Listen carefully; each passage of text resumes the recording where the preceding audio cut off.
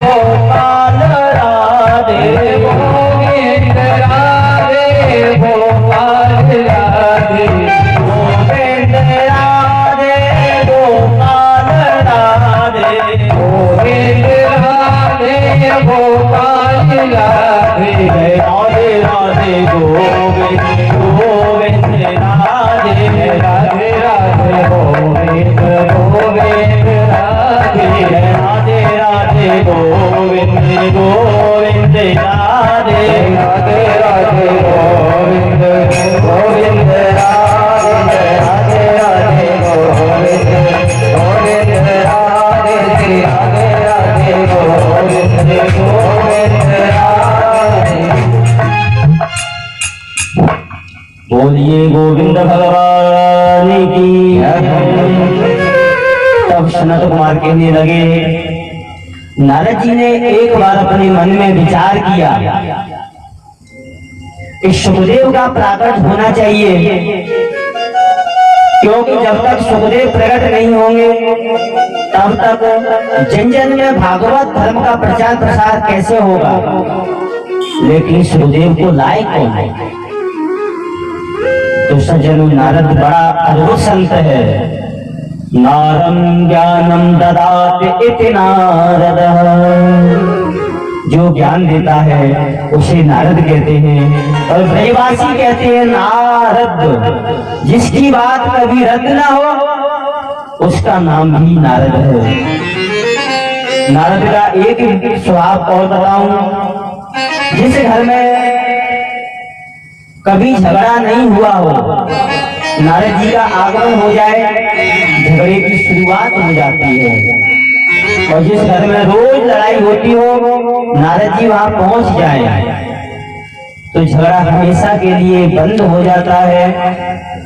अब नारद जी ने मन में सोचा कहां जाऊं, तो उनको भोले बाबा की याद आ गई। भोले बाबा के कैलाश पर्वत पर पहुंच गए। उस समय भोलेनाथ तपस्या में थे, मैया पार्वती अकेली थी। जैसे ही मैया के पास में पहुंचे, मैया ने देखा, आसन डाल दिया, ही नारद जी बैठो, जल दिया और समाचार पूछा, नारद जी कैसा आगमन हुआ, कैसे हैं, सब कुशल मंगल है? नारद जी ने कहा, माँ सब कुशल मंगल है। तो मैया ने पूछा, हे नारद आप बहुत दिन से आए नहीं है क्या, आना जाना कहीं बंद कर रखा है क्या? तब नारद जी ने बोला, माता संसार में मैं कभी किसी के घर नहीं जाता। बोले क्यों? क्योंकि संसार के लोगों में प्रेम बनावटी हो गया है। तब मैया ने कहा, मेरे पति तो मुझसे इतना प्रेम करते हैं, इतना प्रेम कि मैं आपको कैसे बताऊंगा। तब नारद जी ने कहा, माँ आपका प्रेम अच्छा है, कोई बात नहीं है, उसमें कोई बात छुपाई भी नहीं जाती, और भगवान चाहे आपका प्रेम बढ़ता रहे। फिर तो आपके पति ने ये भी बताया होगा कि उनके गले में जो मुंड माला की माला पड़ी है उसमें किसके मुंड है, ये भी बात आपको बताई होगी। मैया पार्वती बोली, सुनो नारद, प्रेम तो बहुत किया लेकिन ये बात हमें कभी नहीं बताई। तब नारद जी ने कहा, माँ आप जानो, आपका काम जाने, मैं तो चलता हूँ। इतना कहकर के नारद जी वहां से निकल चुके और भगवान शंकर से जाते जाते बोल गए, बाबा आश्रम में जल्दी जाना, मैया ने याद किया है। शंकर भगवान हंस करके बोले, नारद जहां तुम होकर के आए हो तो अवश्य याद किया होगा मैया ने। अब तो जैसे ही भगवान भोलेनाथ मैया के पास में पहुंचे तो मैया ने तो जो सुंदर सुंदर कपड़े थे वो उतार दिए और को भवन में पहुंच गई। पहले जमाने में क्या था, को भवन बनवाया जाता, जो मकान बनता ना उसमें एक को भवन बनवाया जाता, उसमें महिलाएं ढूंढ के चली जाती थी तो पति देव बड़े प्रेम से मनाने के लिए जाते थे। जैसे ही मैया को भवन में चली गई, भोले बाबा मैया को मनाने के लिए को भवन में पहुंचे और कहा, देवी क्या बात है? तो मैया ने कहा, हे प्रभु रहने दीजिए, आप तो अंदर से भी काले हैं, ऊपर से भी काले हैं। शिव ने कहा, अंदर का काला तो वो होता है जो कपट रखता है, मैंने तो आपसे कोई कपट ही नहीं किया, आप मुझे कपटी बोलती हो। मैया ने कहा, 24 घंटे मुंडों की माला पहनते हैं, उसमें किसके मुंड लगे हैं, ये बात मुझे कभी बताई?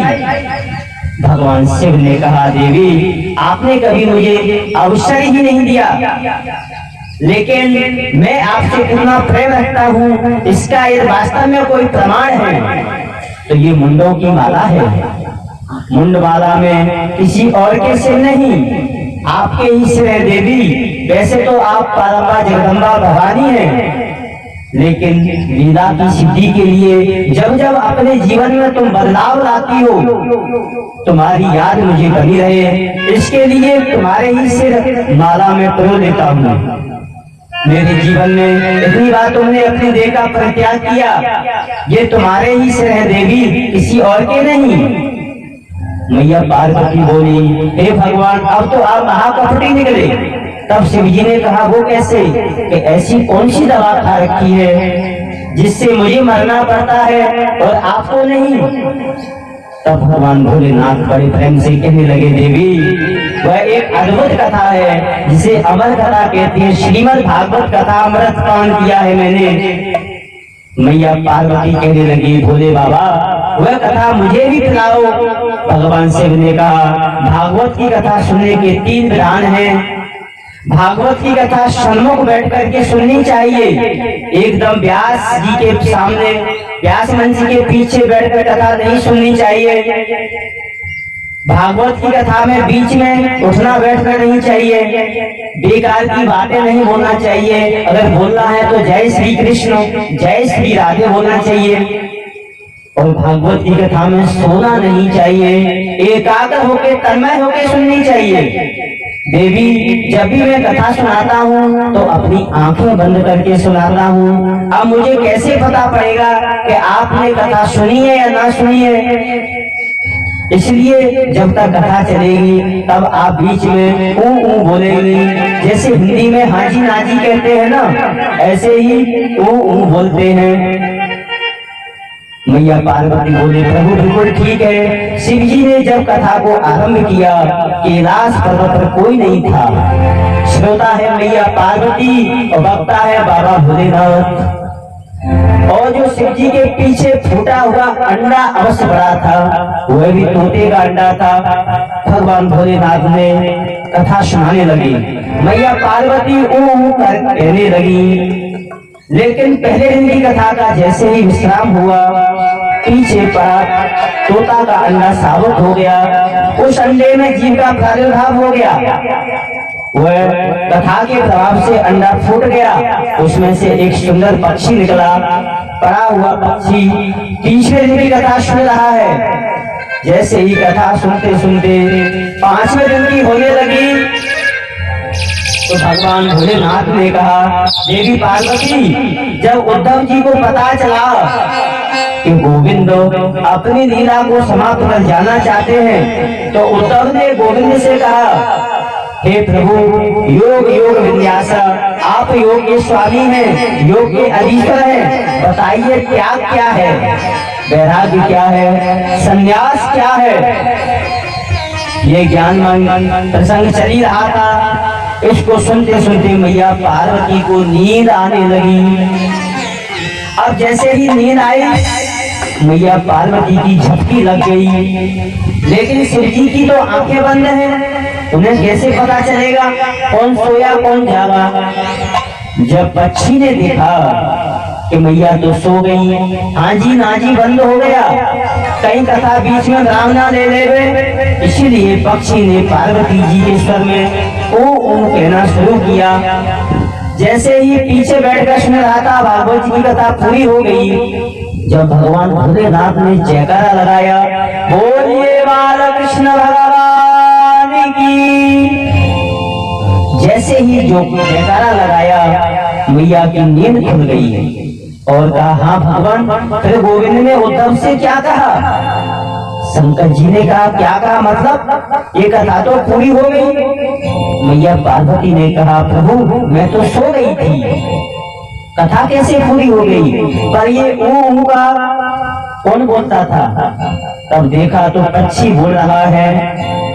तब शिव जी ने कहा इसने कथा सुनी है, इसमें मुझे कोई आपत्ति नहीं है, लेकिन कथा बिना विधि के सुनी है, इसमें आपत्ति है। अगर सामने बैठ के सुनता तो कोई दिक्कत नहीं, इसने कथा पीछे बैठ के सुनी है।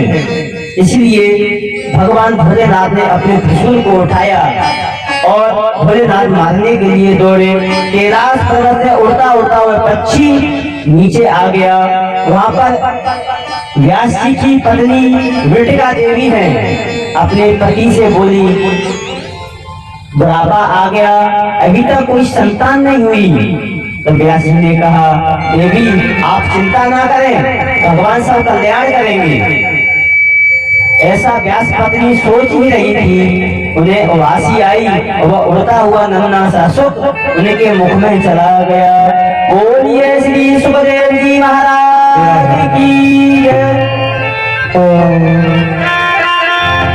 बोलिए